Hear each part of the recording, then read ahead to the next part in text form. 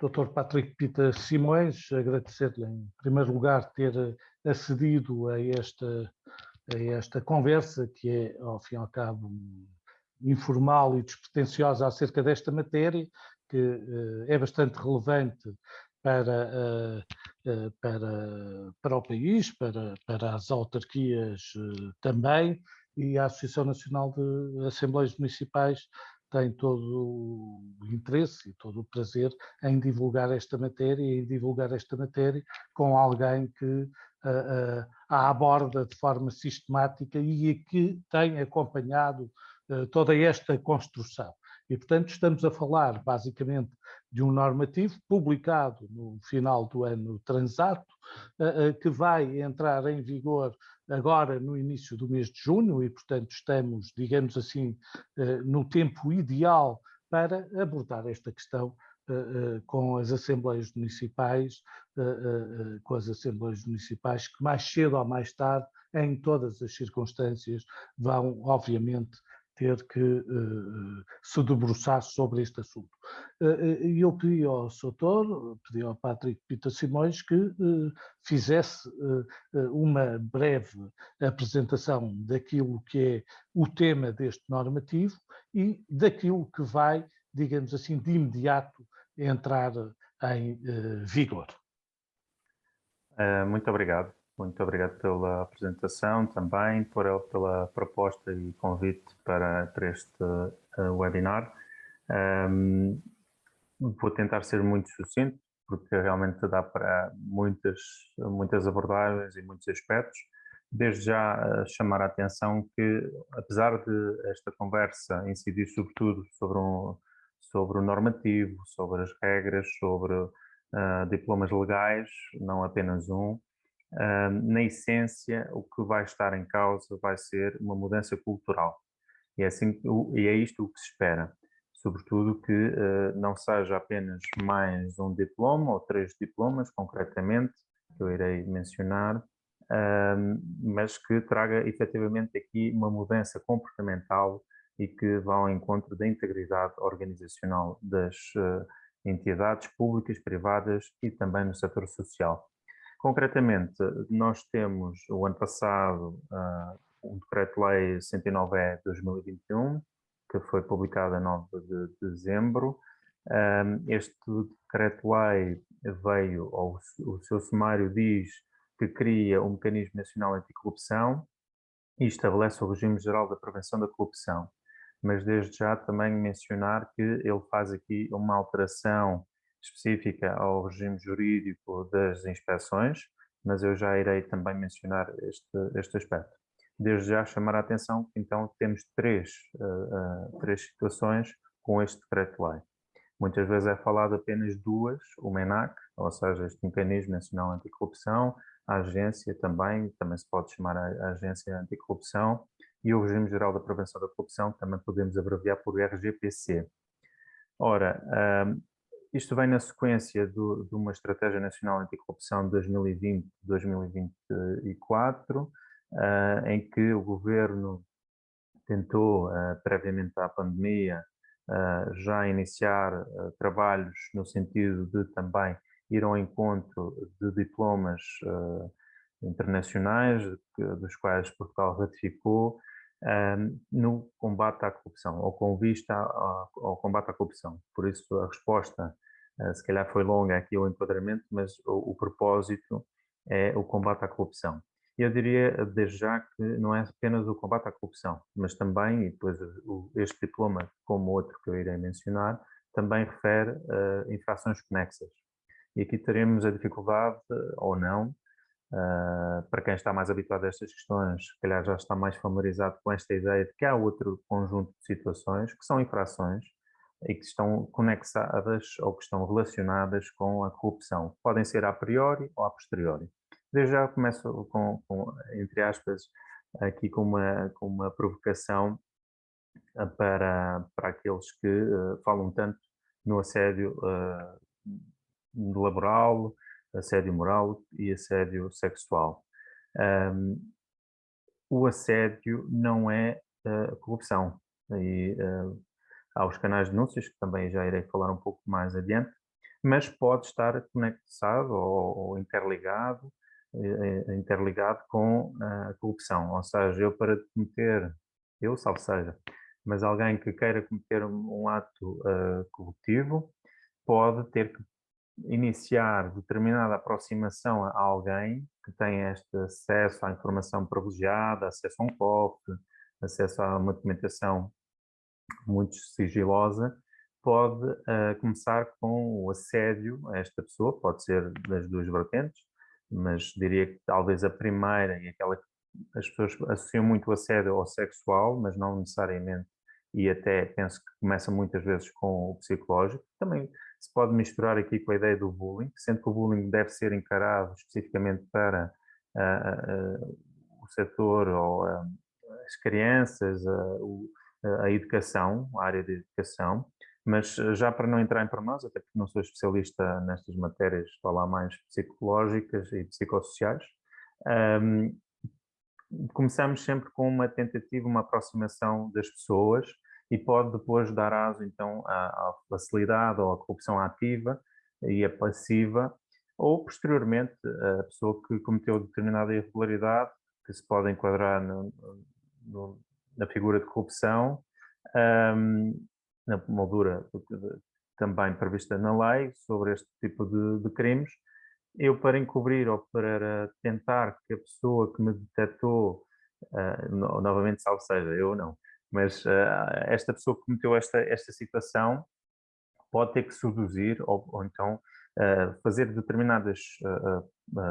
ter determinadas condutas, determinados comportamentos que podemos dizer que então configuram a prática de assédio. Então, diria que um bom exemplo de uma infração conexa à corrupção será o assédio.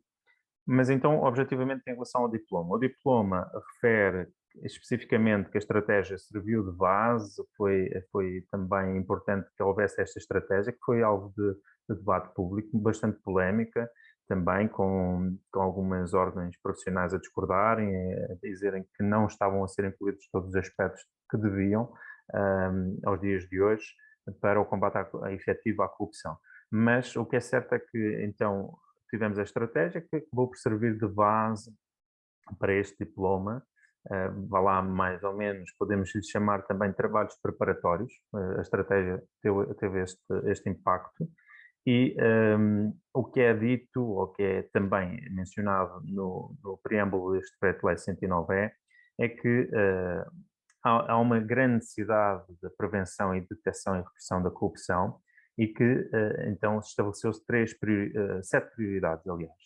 Melhorar o conhecimento, a formação e as práticas institucionais em matérias de transparência e integridade, prevenir e detectar os riscos de corrupção na ação pública, aliás, peço desculpa, comprometer o setor privado na prevenção, detecção e repressão da corrupção, bastante interessante, porque o setor privado deixa de ser visto apenas como, o setor em que se cometem as práticas ou em conluio, mas torna-se ativo e também deve ser um agente de combate à corrupção.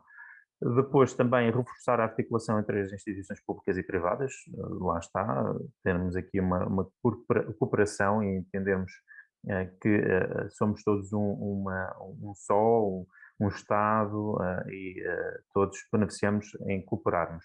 Garantir uma aplicação mais eficaz e uniforme dos mecanismos legais em matérias de repressão da corrupção, melhorar o tempo de resposta do sistema judicial e assegurar a adequação e efetividade da punição. Tentar que não seja apenas meras previsões. Produzir e divulgar periodicamente informação fiável sobre o fenómeno da corrupção e, por último, cooperar no plano internacional do combate à corrupção. Estas são as sete prioridades e, grosso modo, também são aqui replicadas ou vão ser tendo o articulado deste diploma, que desde já também posso já mencionar isto. O decreto-lei tem um articulado e, por sua vez, há um anexo ao decreto-lei. É este anexo que estabelece, então, o regime geral da prevenção da corrupção. Então, é dito também que, ainda no preâmbulo do decreto-lei, que se retira da soft law a implementação desses instrumentos típicos de compliance ou cumprimento normativo. Ou seja, aqui há uma percepção que o legislador tentou buscar as melhores práticas no setor privado para serem implementadas e difundidas também no setor público e social.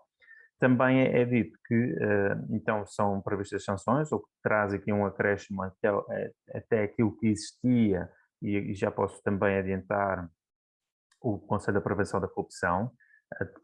Temos um Conselho da Prevenção da Corrupção que ainda não foi extinto, já irei também falar um pouco mais, com mais detalhes sobre este aspecto, e também mencionado desde logo, e depois é concretizado no articulado, que, com vista à adaptação de todas estas situações para todas as entidades, estabelece um regime faseado da produção de efeitos. Já iremos ver que não terá efeitos imediatos para todas as entidades. Depois, também gostava de então mencionar aquilo que também é dito aqui no preâmbulo, que este mecanismo encontra-se já, esta agência, o Mecanismo Nacional Anticorrupção, já estava previsto, ou podemos entender que desde 2003, quando da Convenção das Nações Unidas contra a Corrupção, Portugal já tinha a ideia de que necessitava e que iria então precisar de fazer esta adaptação, tanto que em 2007, 4 anos depois, há um decreto do Presidente da República no sentido de ratificar esta convenção. Concretamente, em relação ao decreto-lei, o decreto-lei vai falar então da estrutura do mecanismo do MENAC. A estrutura, ele aborda também a dificuldade que é a composição. Há aqui, ou digo eu, que há aqui uma grande dificuldade manifesta de tentar agregar várias entidades para o objetivo de cooperar e colaborarem então, com o fito de combate à corrupção e, por sua vez, também chamar a atenção que são várias as missões e atribuições do MENAC. Um tanto ou quanto ambiciosas, mas assim é necessário também, em que o artigo 2º vem dizer que este MENAC deve ter então, como atribuições promover e controlar a implementação do RGPC, apoiar as entidades públicas na adoção e implementação destes programas de cumprimento normativo, desenvolver em articulação com membros do governo responsáveis pelas áreas da administração pública, ensino superior e educação, a adoção de iniciativas tendentes à criação de uma cultura de integridade e transparência, abrangendo então todas as áreas da gestão pública e todos os níveis de ensino. Chamar aqui desde já a atenção também à importância da educação e da formação, para efetivamente se gerar aqui uma mudança cultural e tornar-se efetivo então todas estas regras e estes instrumentos que se vêm aqui tentar estabelecer com vista então à prevenção, mitigação e combate à corrupção. Depois tem desde emitir orientações, também fiscalização, recolher e organizar informação, e aqui gostava de chamar a atenção um aspecto que não é muito falado. Tanto o MENAC como as inspeções podem ter acesso, e aqui é dito, criaram bancos de informação e operar uma plataforma comunicacional. E, a propósito disto, a Comissão Nacional de Proteção de Dados, quando foi pedido um parecer para a apreciação deste diploma, desta proposta, na altura proposta de decreto-lei, a CNPD, e chamar a atenção que a CNPD, o nome diz tudo, Comissão Nacional de Proteção de Dados, proteção, por isso terá sempre uma postura de proteção, levantou aqui um conjunto de questões bastante interessantes, não só para o MENAC, em relação aqui à utilização e à identificação que tipo de dados são estes, até porque também a lei de execução do RGPD, do Regime Geral da Proteção dos Dados, assim a obriga, assim diz, quando há uma lei que estabelece a possibilidade de tratamento de dados, deve identificar que tipo de dados são estes, para que não seja em abstrato. Aleatório, certo? Exatamente. E também temos aqui o problema, obviamente, do excesso de informação, o excesso de recolha de dados, a finalidade e também o tratamento, quem vai fazer este tratamento. Não é que se ponha em causa a capacidade e a idoneidade das pessoas, mas sabemos que a partir do momento em que os dados são mal usados, muito dificilmente depois se consegue recuperar o dano é É superior. superior ao benefício, digamos assim. Exatamente. Patrick, temos aqui, ao fim e ao cabo, também um conjunto documental. Temos aqui um edifício documental que é necessário construir, certo? É necessário aqui termos um plano de prevenção, ter códigos de conduta, ter planos de formação. E depois algumas situações mais específicas, que por isso mesmo também trarão, creio, questões superiores, que é, por exemplo, a criação do canal interno de denúncia, que vai, se algumas destas questões estão, na verdade, ou as entidades privadas e públicas estão desde já habituadas a esses códigos de conduta, enfim, aquilo que muitas vezes critica é o seu caráter homogéneo, não é? Todo muito similar, independentemente da diferença das instituições, mas depois temos aqui esta criação do canal de denúncia interno e depois também, tal como no RGPD, a identificação de uma pessoa, de um responsável por esta matéria. Esta construção deste edifício é exigente, de qualquer maneira, certo? Sim, eu já irei, só quero finalizar Peço aqui uma desculpa. ideia que... Não, obrigado. Eu penso que será interessante, sobretudo no momento mais posterior. Penso que neste momento, obviamente, as pessoas têm interesse na última questão que me colocou, são mais, vá lá, práticas da dificuldade, mas gostava de chamar a atenção que este decreto-lei vem falar, sim, do MENAC, vem falar do RGPC, mas também vem falar de uma alteração ao decreto-lei 279 de 2007, que diz respeito ao regime jurídico da atividade de inspeção da administração direta e indireta do Estado. E aqui chamar a atenção que, como irei depois explicar um pouco melhor, o MENAC pode não ser a única entidade e nós devemos olhar para isto com uma articulação com as inspeções. Nesse sentido, é interessante não só termos em conta que a CNPD já referiu, não só para o MENAC, mas para as inspeções, e há aqui questões de dados e de acesso a estes dados, mas não irei especificar tanto, é só para terem isto em conta, como também queria-vos chamar a atenção para esta questão das inspeções. Ou seja, as inspeções continuam a ter o seu poder e a sua capacidade de fazerem inspeção, auditorias e, nesse sentido, também fiscalizarem o cumprimento deste regime geral da prevenção da corrupção. Desde já, chamar isto à atenção como introdutório, não podemos esquecer que as inspeções existem e devem continuar a ter o seu papel. Dito isto, também, só para terminar, em jeito de introdução, e indo diretamente ao que me perguntou, que serão as componentes do cumprimento normativo, também se podemos chamar de compliance, eu já irei. Temos que ter em conta que o artigo 20º do Decreto-Lei vem dizer que os termos da instalação do MENAC são determinados por portaria dos membros do Governo responsáveis pelas áreas das finanças e da justiça. Ora, ainda não temos essa portaria. Apesar de este decreto-lei vai entrar em vigor dia 7 de junho.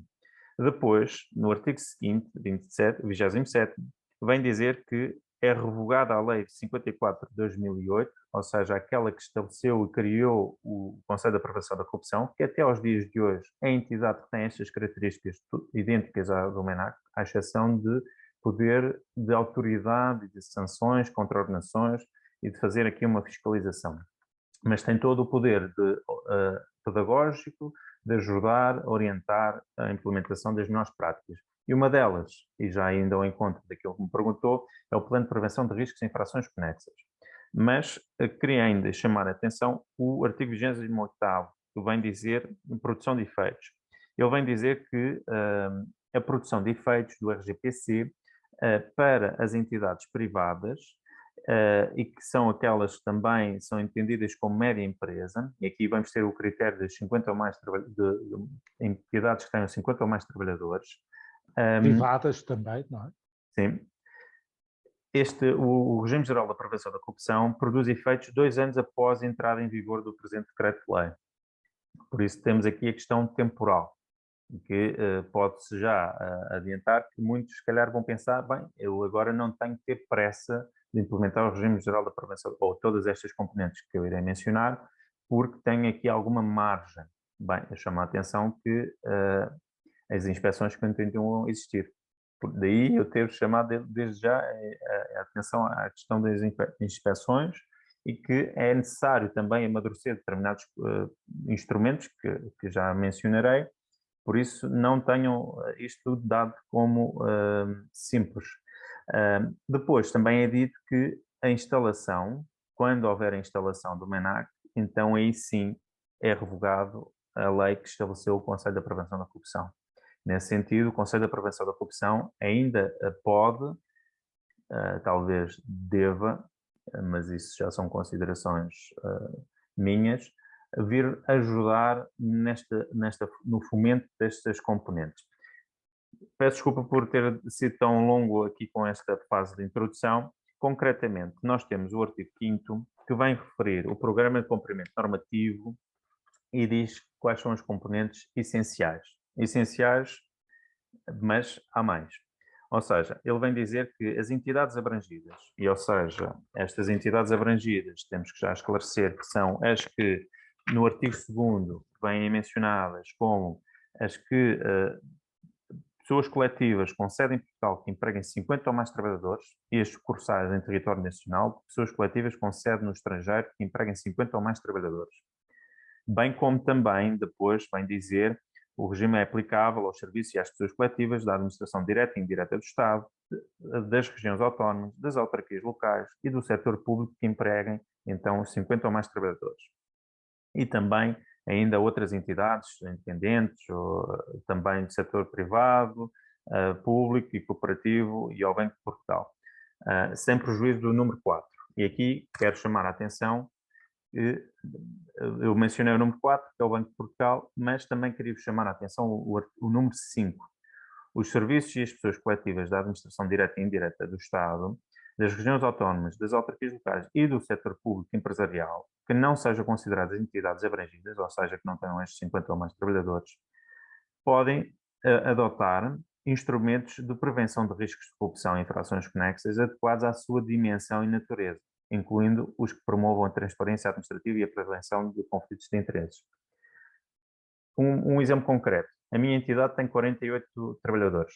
Eu não preciso, então, de ter estes mecanismos. Ora, se calhar daqui a uns dias ela pode crescer e já estamos nos 50. Por isso, não só entidades que tenham um número significativo e próximo devem, na minha opinião, organizar-se e adaptarem-se a estes instrumentos, como também se entenderem, e acho que este é o propósito, o espírito da lei, não é apenas o cumprimento de uma lei. Se nós entendermos que todos os instrumentos que conseguimos ter para prevenir e combater a corrupção são bem-vindos, eu acho que as pessoas devem, as entidades devem adotar então estes instrumentos. E quais são? Temos desde o Plano de Prevenção de Riscos de Corrupção e Infrações Conexas, o que muitas vezes se diz abreviadamente Plano de Riscos de Corrupção, ou Plano de Prevenção de Riscos, porque os riscos podem ser mais do que corrupção. Este também é um momento em que nós podemos resolver e também detectar algumas falhas que possam mitigar outro tipo de situações, irregularidades, vamos chamar assim. Depois também um código de conduta e um programa de formação e um canal de denúncias. Vá lá, são os chavões. Mas depois podemos pensar também numa norma de controle interno, podemos pensar no manual de procedimentos, E podemos também um pensar. responsável também deste mecanismo todo, certo? Sim, sim. O artigo 5º vem também mencionar que há necessidade de identificação de um responsável. Em termos de componentes, temos então 4, mas podemos identificar mais. Até porque também há aqui uma questão que se pode colocar mais académica, se estes instrumentos, estas componentes do compliance, do cumprimento normativo, se são apenas estas, ou se também deveríamos chamar, por exemplo, o sistema de avaliação. Há um sistema de avaliação de todo este processo. O conflito de interesses, na minha perspectiva, está dentro dos outros instrumentos, ou está dentro do manual de controle interno, ou pode ser mencionado e identificado também situações de conflito de interesses no plano de prevenção de riscos, a acumulação de funções. Há aqui um outro conjunto de mais instrumentos ou elementos dos instrumentos que são mencionados neste regime geral da prevenção da corrupção. Mas então, em termos essenciais, nós temos que ter uma pessoa que seja responsável pelo cumprimento normativo, e o que é previsto neste regime geral da prevenção da corrupção é que esta pessoa seja um elemento de direção superior ou equiparado e que possa garantir e controlar a aplicação então de todo este sistema. O responsável, esta pessoa, pode então também ter à sua disposição meios humanos e técnicos necessários ao bom desempenho da sua função.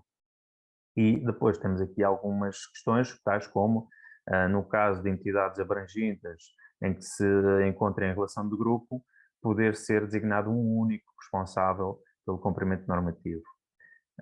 Esta é uma nova dinâmica, é uma nova figura, talvez com algumas semelhanças ao encarregado de proteção de dados, porque também há aqui dados importantes, há elementos a termos em consideração que são, por exemplo, a confidencialidade, o arquivamento de denúncias, por exemplo, ou também outros aspectos como, efetivamente, o tratamento de uma denúncia também vai implicar, com rigor, a confidencialidade, a anonimização, e também é mencionado depois no decreto, na lei específica da proteção dos denunciantes de infrações, a sua necessidade de respeitar o regime geral, o Regulamento Geral de Proteção de Dados.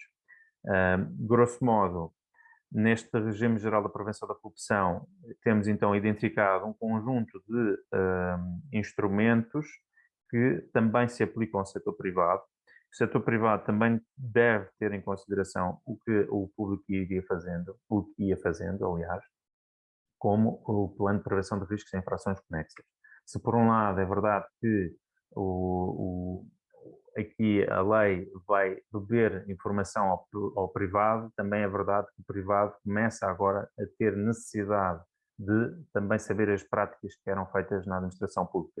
E uma delas é o plano de prevenção de riscos e infrações conexas, e a terminologia é efetivamente esta. Por isso, há aqui uma convergência e daí que também faça sentido dizer e ser uma das prioridades haver cooperação entre o privado e o público. Não sei se há mais algum aspecto completamente claro para neste momento, digamos assim, e neste momento aquilo que na verdade interessa reter é, na verdade, aquilo que interessa reter é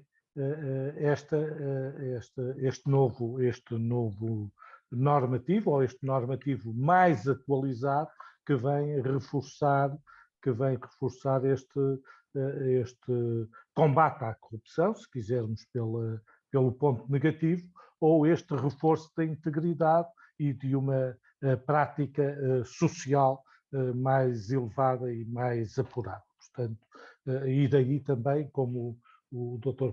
Patrick Pita Simões referiu, este interesse e esta atenção que deve ser dada à educação e à formação ou à disseminação de conhecimento, que é isso que fazemos aqui no Centro de Valorização de Eleitos Locais, e ficamos, digamos assim, com este primeiro passo feito, que é a sensibilização para os presidentes da Assembleia Municipal da entrada deste normativo. Tenho a certeza que a Generalidade dos Presidentes da Assembleia Municipal estava já sensibilizada para este assunto. É um assunto que, a par do RGPD, a par de outros normativos, vão, embora possa não depender diretamente da sua implementação, mas mais cedo ou mais tarde vão ter que avaliar e se pronunciar sobre estas matérias e dar nota, aproveitar também para dar nota, ao mesmo tempo que agradeço ao Dr. Patrick Pita Simões, que brevemente iremos ter conteúdos produzidos e, portanto, iremos, ao fim e ao cabo, este é um dos exemplares da nossa coleção Perguntas e Respostas, Direitos e Deveres. Iremos produzir, se tudo correr bem como esperamos, algo muito similar para estas matérias e iremos construir, em parceria com outras entidades com quem queremos trabalhar e com quem estamos a trabalhar em conjunto e com a ajuda, o auxílio e a participação de especialistas na matéria, na verdade, de conferências e ações de disseminação, de workshops, que na devida altura daremos conhecimento. Por agora, então, e hoje, resta-me agradecer, em nome da ANEM, da Associação Nacional de Assembleias Municipais e do Centro de Valorização de Eleitos Locais, este excelente contributo do Dr. Patrick Pita Simões. Muito obrigado, professor. Apenas queria só acrescentar um detalhe que eu acabei por não mencionar. Existe um regime contraordenacional que está previsto no Regime Geral da Prevenção da Corrupção e que tem contraordenações que podem ir até sensivelmente a 45 milhões de euros de coima. Há um conjunto então, de previsão de contraordenações e este também deve ser conjugado com o Regime Geral da Prevenção da Proteção do Denunciante de Infrações, a Lei 93 de 2021, porque estes canais de denúncias que estão previstos neste regime, nesta lei que mencionei, são uma das componentes do Regime Geral da Prevenção da Corrupção. Por isso devemos articular este decreto-lei, que por sua vez tem o Regime Geral da Prevenção da Corrupção em anexo, com o RGPDI, abreviando, que também estabelece contraordenações especificamente para os canais de denúncias. Por isso há que também ter isto em consideração. Muito obrigado pelo convite e espero ter sido útil esta conversa. Foi muito útil e foi de certeza absoluta a primeira de muitas que se seguirão. Obrigado, Patrick Pita Simões. Até à próxima iniciativa. Obrigado.